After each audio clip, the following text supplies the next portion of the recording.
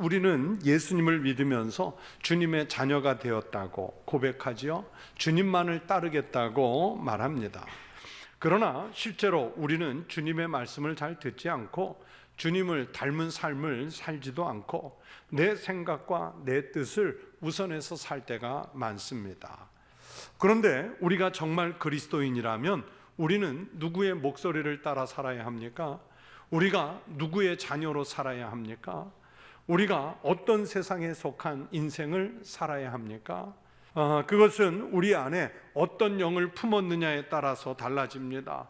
육신의 생각과 세상의 영을 품은 사람은 인간적인 욕망, 본능이라고 하죠. 거기에 매여서 삽니다. 육에 의한 삶을 산다는 것은 불순종과 우상 숭배에 영향을 받은 삶을 살아가는 것을 말합니다. 온갖 초점이 자기라고 하는 거기에 주체가 맞추어져 있어서 자기 자신이 모든 가치의 중심이 되는 삶을 사는 태도, 이게 본능에 의한 삶입니다. 그러니까 자기 목소리만 듣고 사는 어리석음이지요. 자기 목숨이라고 해서 자기가 주권을 행사하는 삶입니다. 그러나 성경은 이런 사람의 생명은 반드시 죽는다. 성경은 이렇게 말씀하고 있습니다. 그러나 오늘 성경에서 말씀하시는 것처럼 우리 그리스도인은 하나님께 속해서 하나님의 영이신 성령님을 좇아서 살아야 합니다. 이런 삶을 성령 안에서 사는 삶이라고 표현했는데 오늘 본문에서는 바로 이런 삶을 영을 따르는 자, 그래서 오늘 설교의 제목으로도 삼았습니다. 영을 따르는 자, 이런 삶은 자기와 죄의 속박에서 벗어난 삶입니다. 자연스럽게 율법의 속박에서도 벗어나게 됩니다. 대신에 창조주 하나님께 매인 삶이 되고 하나님의 아들 예수 그리스도가 그 사람, 영을 따르는 자의 삶을 주관합니다. 예수 그리스도 안에서 자유로운 삶을 사는 사람이 됩니다. 이것이 바로 오늘 본문 말씀의 내용입니다. 오늘 본문 중에서 1절, 2절 말씀은 너무도 유명한 말씀이지요.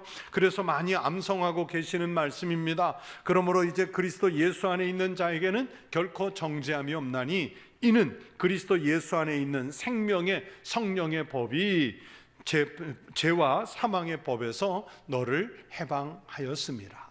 오늘도 그렇지만 우리가 죄를 고백하고 난 다음에 예배 중에 사죄의 선언을 할 때도 바로 이 말씀 1절을 인용하지요. 또 예전에는 이 1절, 2절 말씀을 가지고 찬양으로도 우리가 얼마나 열심히 많이 불렀는지 몰라요. 예수 안에 있는 나에게 결코 정죄함 없네. 그 의미를 우리가 알면서 불렀는지요. 1절 말씀에 그러므로 이제 그리스도 예수 안에 있는 자에게는 결코 정죄함이 없다. 이 말씀은 로마서 전반부를 관통하는 말씀이에요. 그리스도인은 말씀대로 이제 죄에 매이지 않고 죄에서 놓인 사람들이기 때문에 이제부터는 죄와 사망의 법, 즉 율법에 의해서 통제를 받지 않는 사람이 되었습니다. 율법적인 판단, 율법적인 정죄에서 놓인 대신에 그러면 이제부터는 어디에 매이느냐? 생명의 성령의 법 아래에 놓여진 삶을 살아가는 것이지요. 즉 전혀 다른 신분의 삶을 살게 되는 것입니다. 죄인의 신분에서 의인의 신분이 되었습니다. 영원히 죽어야 할 사람이 이제는 생명의 성령의 법에 의해 영을 따르는 자로서 이제는 영원히 사는 사람으로 변화가 일어납니다. 우리는 예수님께서 생명의 값을 치르고 사셨기 때문에 이제부터는 죄에 속한 사람이 아니라 예수 그리스도에게 속해서 예수 그리스도의 영을 가지고 사는 사람이 되었다는 말씀입니다. 그래서 이제부터는 예수 믿기 전의 삶과 예수님을 믿은 다음 그리스도인으로서의 삶의 내용이 전혀 달라야 하죠. 예수 믿기 전에는 죄 아래의 법에 속해 있었습니다. 그러나 예수를 믿은 다음부터는 생명의 법에 속한 사람이 되었습니다. 우리를 다스리는 법이 바뀌었어요. 우리를 다스리는 주체가 바뀌었습니다. 예수를 믿기 이전에는 구습을 좇아서 살았습니다. 본능이 지시하는 대로 탐욕적인 마음을 감추지 않고 시기와 분냄, 질투의 감정들을 감추지 않고 다 드러내면서 살아왔단 말입니다. 이제는 예수 믿는 그리스도인이 되었기 때문에 의를 행하면서 살고 거룩한 행실을 하면서 살아야 합니다. 육신을 따르는 일은요, 하나님께서 싫어하시는 일입니다. 이기적이고 사악한 태도입니다. 이런 생활 태도의 결과는 6절에서 말씀하시는 것처럼 사망, 즉 죽음입니다. 죽는 것인데 이 죽음은 잠깐 몸이 죽는 것이 아니라 영원히 죽는 영원한 죽음을 말하는 것이죠. 본문 5절의 말씀대로 그리스도인은 영을 따르는 자가 되었기 때문에 이제부터는 영의 일을 생각하는 삶을 살아야 합니다. 영의 일을 생각하면서 사는 사람에게 하나님께서 주시는 상급은 오늘 본문 6절에서 생명과 평안이니라 말씀하셨어요. 여러분이 성령의 충만함을 받아서 생명과 평안의 그 말씀대로 살아가시는 축복된 인생들이 되시기를 축원합니다. 그런데 여러분은 지금 어떤 삶을 살고 있습니까? 우리가 교회 안에 있으면서도요, 여전히 육신의 일을 생각하고 육신을 따르는 삶을 살고 계십니까? 나는 아니라, 나는 정말 믿음의 사람이다, 그렇게 아니라고 강하게 부정하고 싶지만, 그러나 아무리 봐도 거룩하고 신앙적인 생활보다는 여전히 세상 사람들과 별로 구별되지 않는 언행, 세상 사람들과 같이 있으면 구별되지 않는 심보, 구별되지 않는 인간관계, 세상 사람들과 똑같은 욕심에 점철되어 살고 있는 그런 모습을 보일 때가 있습니다. 그래서 부끄럽지만 교회 생활을 열심히 한다고 하는 분들 중에도요, 아주 지나치게 세속적인 기준으로 살아가는 거예요. 천한 신분의 어린 아이를 데려다가 귀한 양반의 자제로 입적시키고 아니면 왕실의 왕자로 만들어 주었는데도 그 아이가 여전히 예전에 하던 생활 방식 그대로 천박하게 행동하는 모습과 또 예전에 그 사악한 모습 그대로 살고 있다면 여러분, 그것은 입양이 제대로 안 된 거지요. 신분이 바뀌었기 때문에 겉모습은 우리가 그리스도인이라는 타이틀을 얻었는데 그 속사람은 아직도 변하지 않은 채 옛 생활 태도, 옛날 그대로의 생각을 먹고 사는 것은 아닌지 우리 스스로의 신앙에 물어보아야 합니다. 우리가 옛사람을 벗어버리고 이제부터 새 사람으로 사는 것은 우리들이 가지고 있는 독자적인 힘으로 되는 것이 아닙니다. 성령께서 내주하셔서 성령의 능력을 덧입어서 살아야 우리가 그렇게 변화된 삶을 살아갈 수 있습니다. 그래서 우리 그리스도인들은 강한 성령의 체험, 아주 강한 은사와 은혜의 체험이 필요합니다. 중요합니다. 여러분 보세요. 베드로를 비롯한 사도들이 예수님을 몰라서 다락방에 숨어 있었던 것이 아니죠. 그들이 예수님의 부활 소식을 듣지 못해서 무서워서 떨었던 것도 아닙니다. 그들의 삶의 전환점을 마련해 줄 성령의 강권적인 역사가 아직 없었기 때문에 숨어 있었어요. 제자들이 마가의 다락방에 숨어서 기도에 힘쓰다가 예수님께서 약속하신 성령의 강한 능력을 체험한 후에는 이제 두려움이 없어지고 예루살렘 길거리에 나와서 자기들을 핍박하려고 기다리고 있는 사람들 그 앞에서도 담대하게 복음을 외치지 않습니까? 자신들을 붙잡아들이는 그 권력자들 앞에서도 우리가 사람의 말을 듣는 것이 옳으냐, 하나님의 말씀을 듣는 것이 옳으냐, 그렇게 당당하게 항변하면서 하나님의 복음을 그 권력자들 앞에서까지 선포하지 않습니까? 성경은 그들이 그렇게 변화되어 새로운 사람이 된 것은 성령의 이끌림에 의해서 사는 사람들이 되었기 때문이라고 증언하고 있습니다. 우리 안에 내주하시는 성령의 능력을 힘입어야 사도들처럼, 초대교회 성도들처럼 그런 변화를 우리도 누리게 될 줄로 믿습니다. 우리가 육체적인 생각과 본능을 죽이고 이제부터는 성령을 좇아서 사는 삶을 살아가려고 하면요, 정말 힘이 듭니다. 힘들어요. 우리가 좀 거룩하게 살려고 하면 악한 영이 방해를 해요. 우리가 성령을 좇아서 살려고 해도요, 우리 자신이 아직은 이 세상 속에서 온갖 시험과 유혹과 미혹, 고난 속에 살고 있기 때문에 예수 제대로 믿고 좀 거룩하게 살려고 하면 여러분 거기에 고난이 따르고요, 고통이 따를 수밖에 없습니다.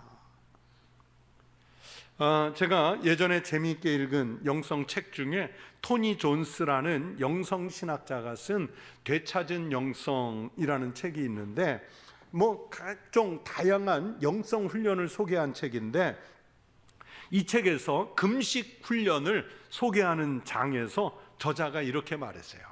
나는 금식하는 것을 싫어한다. 정말로 금식이 싫다. 나는 무슨 수를 써서라도 금식을 피한다. 이 책에 소개한 훈련 중에 가장 싫은 것이 금식이다. 솔직히 이 책에서 금식을 빼버렸으면 좋겠다. 나는 하나님의 백성들의 역사에서 금식이 차지하는 부분이 크지 않기를 바랐다. 그러면 무시해도 괜찮을 테니까. 나는 금식이 불편하다. 아니, 말 그대로 끔찍하다. 한 끼를 굶으면 불쾌감이 감돈다. 두 끼를 굶으면 너무나 고통스럽다. 나는 식당이 그렇게 많은 줄 몰랐다. 12시간이 지나면 나는 두통을 견딜 수 없다. 칼로리의 부족은 카페인 중독과 힘을 합쳐 내 뇌를 사정없이 공격한다. 나는 음식 생각을 멈출 수가 없다. 기도를 하고 성경을 읽고 소설을 읽고 잠을 청해 보아도 나는 먹는 공상에 잠긴다. 여러분, 금식 기도 해보신 분들은 이 말이 확 이해가 될 거예요. 금식이 얼마나 어렵고 고통스러운지 이해가 될 거예요. 저도 긴 금식을 여러 번 해봤기 때문에 이분의 이 토니 존스의 고통이 저절로 공감이 됐어요. 그런데 이 금식 훈련이라는 이 설명이지만은 저는 이 대목을 읽을 때 금식 훈련으로 보이는 게 아니라 우리의 영적 생활 전부를 설명하는 말처럼 저에게는 그렇게 읽혔어요. 그래서 지금 여러분에게 읽어드린 말씀을 그날 읽으면서 제가 어떤 느낌을 받았는지 제가 조금 비틀어서 다시 써봤어요. 정리했어요. 나는 영적으로 사는 것을 싫어한다. 정말로 영적 생활이 싫다.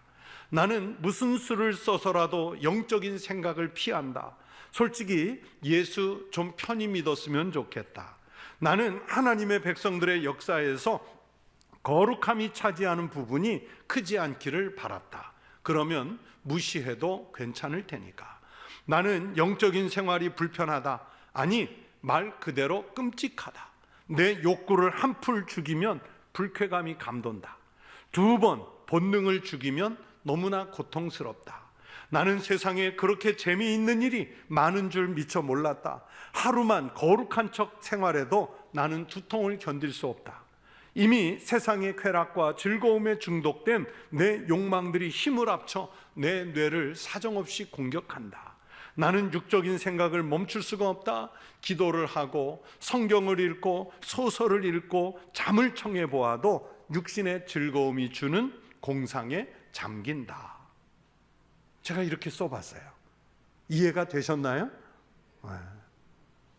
이렇게 써놓고 나니까 영적 생활이 금식 훈련보다 더 힘든 거예요. 정말로 힘든 거예요. 여러분, 누가 금식 기도가 쉽다고 말합니까? 거룩하게 사는 게 참 쉬운 일이라고 누가 함부로 말합니까? 세상에 발을 딛고 살면서 온전하게 거룩하게 사는 일은요, 여러분 결코 쉽지 않아요. 그래서 예전의 수도사들은요, 세상의 욕망을 끊고 좀 거룩하게 살려고 사람들을 떠나서 세속을 떠나서 산으로 사막으로까지 들어갔습니다. 그런데 사람들이 그들을 찾아와서 그 수도사들에게 영적 지도를 받고 말씀을 받고 기도를 받기 위해서 그 산속으로 그 사막으로 찾아오니까 그 찾아오는 사람들조차 만나지 않으려고 더 깊은 사막으로 산중으로 오지로 들어갔습니다. 그렇게 세상과 격리돼서 거룩한 수도서적인 삶을 산 사람들을 남자 수도사를 아빠, 여자 수도사를 암마라고 불렀어요. 그 아빠와 암마로서 거룩한 삶을 사는 일에 익숙했던 분들도 자기 마음속에 내면에서 일어나는 그 욕망, 분노, 질투 이것을 이기지 못해서 자기 몸을 학대하고 자기를 올가매고 자기를 동굴 속에 집어넣어 가두고 망대 꼭대기에서 내려오지도 않고 음식을 참아가면서 그렇게 수도 생활을 하며 기도를 했어요. 욕망을 죽이기 위해. 그분들이 그렇게 할진데 우리가 함부로 나는 거룩하게 산다, 나는 흠이 없는 그리스도인이다 그렇게 말할 수 있는 것은요, 이건 정말 교만한 일이에요. 교회에서 소위 지도자가 되잖아요. 그런 교만한 태도, 교만한 말을 서슴지 않고 해요. 우리는요, 한순간을 숨을 들이쉬고 내 쉴 때마다 그 짧은 순간에도요, 그래서 하나님 생각을 해야 돼요. 그리스도인은요, 우리 영혼을 노리는 악마에게 노출된 그런 세상 속에서 살고 있기 때문에 방심하지 말고 정신을 바짝 차려서 매 순간을 하나님의 영이 나를 사로잡아 주시도록 그렇게 기도하면서 살아가야 합니다. 우리는 육신의 죄 때문에 예수님께 빚을 진 사람들이에요. 우리 죄를 속량하시기 위해서 예수님은 자신의 몸을 희생 제물로 단번에 드리셨습니다. 우리가 원래 죄의 상속자였는데 17절 말씀에 보면 이제는 하나님의 자녀가 되게 하셔서 하나님의 유업을 상속할 수 있는 하나님의 상속자요, 그리스도와 함께한 상속자가 되게 해 주셨다고 성경이 말씀하셨지 않습니까? 시오노 나나미 여사의 로마인 이야기라는 책을 읽다 보면 여러분, 역대 로마의 황제들 중에는요, 그 많은 황제들 중에는 자식이 없었던 경우가 정말 많습니다. 그냥 한두 명 그런 정도가 아니라 자식이 없는 황제가 많아요. 그러면 그 다음 황제는 어떻게 합니까?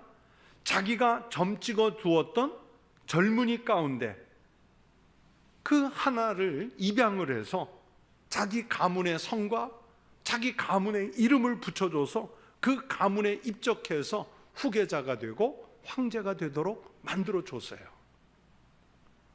로마의 역사에서 황제가 자식이 없어서 양자를 들여서 후계자를 삼는 일은요, 정말 흔한 일이에요. 그런데 그렇게 해도 아무 문제가 없었습니다. 왜 그랬을까요? 왜냐하면 법적으로 아들이 되었고 그 가문의 이름과 성을 받았기 때문입니다. 그걸 다 인정해 준 거예요. 우리가 예수님의 핏값으로 그리스도에게 속한 그리스도인이 되었습니다. 그리스도인이 되었기 때문에 예수님과 함께 하나님의 상속자가 되었다고 말씀하죠. 우리가 감히 하나님의 자녀가 될 수 없고 우리가 감히 하나님의 영을 따르는 자가 될 수 없었는데 예수님이 피를 흘려서 우리가 자녀가 될 수 있었고 우리가 영을 따를 수 있는 자로 만들어 주셨습니다. 그래서 예수님이 영광을 받으시는 것처럼 우리가 그와 함께, 즉 예수님과 함께 영광을 받을 수 있도록 그 길도 열어놔 주신 거예요.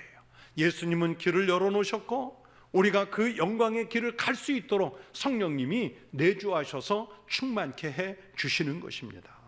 그런데 우리는 예수를 믿으면서 예수님의 영광, 그것은 받고 싶어 하지요. 그러면서도 그리스도를 따르는 삶, 즉 영을 따르는 삶, 영적인 삶은 좀 피하고 싶어 합니다. 이런 것은요, 신앙과 삶이 일치하지 않는 모순의 태도입니다. 우리는 교회를 통해서 천국을 가려는 복 또는 편리한 신앙생활, 내가 하고 싶은 말 다 하는 통로, 내가 사귀고 싶은 사람만 사귀는 편협하고 편중된 인간관계, 교회를 통해서 내 이익 또는 명예를 챙기려는 욕구들에 매여 있는 경우가 있습니다. 그렇게 교회 생활을 즐기면서도 영을 따르는 일은 힘들게 여겨서 피하고 싶어 해요.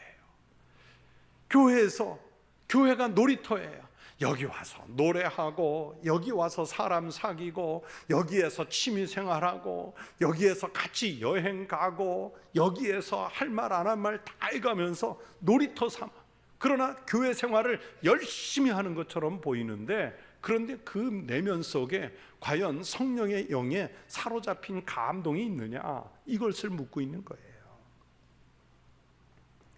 바른 신앙은 영광을 받기 위해서 영의 생각을 해야 하고 육신의 삶은 피해야 합니다. 그리스도의 고난을 함께 받을 각오를 해야 주님의 상속자가 될 수 있는 자격을 얻게 됩니다. 즉 성도가 되는 거예요. 여러분, 성도 너무 쉽게 부르지 마십시오. 교인은 쉽게 될 수 있을는지 모르겠지만 성도는 아무나 되는 것이 아니에요. 그래서 그 종교개혁자 갈뱅은 기독교 강요에서 진짜 성도가 된 사람, 즉 영적인 사람을 이렇게 설명했습니다. 성도들은 혹독한 불행을 당하면서도 깨어지지 아니하고 쓰라린 고통 속에서도 동시에 영적 기쁨으로 충만하며 근심의 압박을 받는 중에서도 하나님이 주시는 위로로 새로운 활기를 얻는다. 이게 성도예요. 이런 성도를 하나님이 칭찬하신답니다. 여러분, 신앙생활을 하면서 이런 칭찬을 원하신다면 영적인 삶을 살아가시기를 축원합니다. 우리가 구원받았다고 말하면서도 다시 육체적인 본능을 따라서 산다면 베드로 사도는 그런 신앙을 어디에 비유했느냐? 마치 개가 자기가 토한 것을 다시 먹는 것과 같고 돼지를 깨끗하게 씻겨놨더니 도로 더러운 구덩이에 눕는 것과 같다고 말씀했어요. 베드로후서 2장 22절에서 말씀합니다. 참된 속담에 이르기를 개가 그 토하였던 곳에 돌아가고 돼지가 씻었다가 더러운 구덩이에 도로 누웠다 하는 말이 그들에게 응하였도다. 여러분, 여기에서 그들이 누굴까요? 교회 생활하는 사람들. 몸은 교회에 와 있지만 마음은 세속에 뺏겨진 사람들, 그들을 말하는 거예요. 그래서 이 구원받은 성도가 거룩한 생활을 하지 않고 육신의 생각을 따르고 육체의 본능을 따르는 삶을 산다면 우리를 죄와 사망의 법에서 해방시켜 주신 예수님의 은혜를 헛되게 한다는 것을 베드로는 개와 돼지에다가 비유했습니다. 사도 바울이 에베소서 4장 24절에서 말씀합니다. 하나님을 따라 의와 진리의 거룩함으로 지으심을 받은 새 사람을 입으라. 우리가 거룩하게 새 사람이 되는 일에 우리의 모든 관심이 가 있어야 합니다. 이게 영을 따르는 자입니다. 여러분, 우리가 이제는 나 혼자 산다고 생각해서는 안 됩니다. 내 안에 이미 성령님께서 함께 계심을 기억해야 합니다. 그래서 죄의 유혹을 받거나 고난이 닥쳐올 때 우리는 성령의 의지에서 성령님의 인도를 받아야 합니다. 하나님의 자녀, 하나님의 상속자가 되는 신분을 얻었기 때문에 이제는 그 신분에 알맞는 삶을 살아야 합니다. 언제까지 우리가 옛사람의 모습을 가지고 예전의 본성대로 살겠습니까? 하나님의 영광을 드러내는 거룩한 삶을 살기 위해 정말 진실하게 자신을 연단시켜서 영에 속한 사람으로 그 변화가 일어나시기를 축원합니다. 그렇게 살고자 하면 예수님의 영이시고 동시에 하나님의 영이신 성령님께서 그 변화를 사모하는 사람을 도우실 줄로 믿습니다. 육신을 따르는 자의 길을 버리고 사망을 불러오는 육신의 생각을 버리고 영의 생각으로 오늘 성경의 말씀대로 영을 따르는 자로서의 삶을 살아가시기를 축원합니다. 그러면 성령의 충만하심이 그 삶과 그 생활을 지켜 주실 줄로 믿습니다.